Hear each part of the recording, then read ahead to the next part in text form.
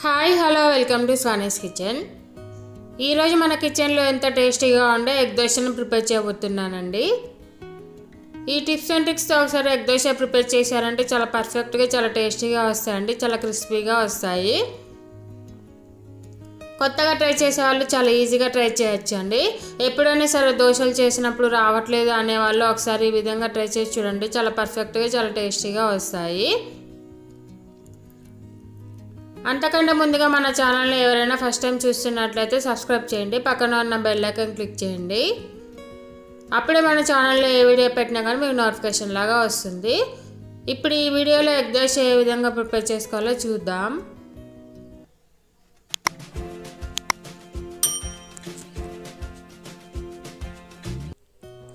ముందుగా ఒక బౌల్ తీసుకొని అందులో 3 గ్లాసుల బియ్యాన్ని తీసుకోవాలి. మీరు నార్మల్ బియ్యం కానీ తీసుకోవచ్చు, లేదంటే రేషన్ బియ్యం కానీ తీసుకోవచ్చండి. నేనైతే నార్మల్ బియ్యాన్ని తీసుకున్నాను. ఇలా 3 గ్లాసుల బియ్యానికి 1/2 గ్లాసు మినపగుళ్ళను తీసుకోవాలి. ఈ విధంగా మినపగుళ్ళను తీసుకొని ఇందులో వాటర్ పోసుకొని ఒకసారి బాగా వాష్ చేసుకున్న తర్వాత వాటర్ పోసుకొని 3-4 అవర్స్ బాగా నానబెట్టుకోవాలండి. కావాలి అంటే మీరు ఓవర్ నైట్ కూడా నానబెట్టుకోవచ్చు.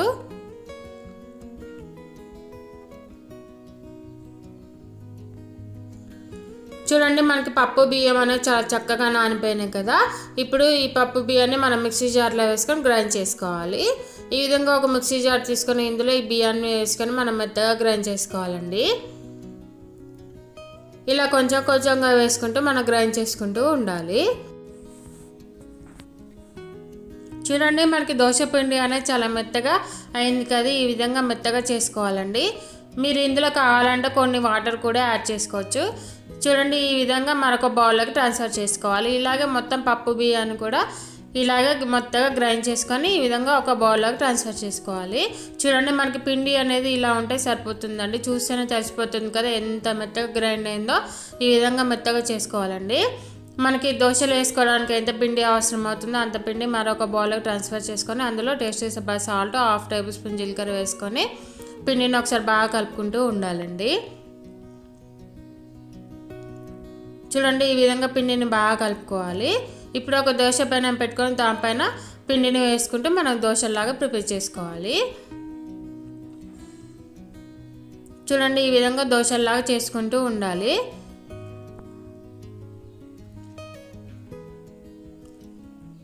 మనం పిండిని ఈ విధంగా మెత్తగా గ్రైండ్ చేసుకోవడం వల్ల మనకు దోశలు అనేవి చాలా క్రిస్పీగా వస్తాయండి, చాలా పల్చగా కూడా వస్తాయి. ఇప్పుడు ఈ దోశ వేసుకున్న తర్వాత దీనిపై నుంచి మనం ఎగ్ని వేసేసుకోవాలి. మీరు కావాలి అంటే 2 ఎగ్స్ని కూడా వేసుకోవచ్చు అండి. నేను ఒకటైతే వేస్తున్నాను. ఈ విధంగా ఎగ్ని వేసుకున్న తర్వాత మనకు దోశ మొత్తం స్ప్రెడ్ చేసుకుంటూ ఉండాలి ఎగ్ అనేది.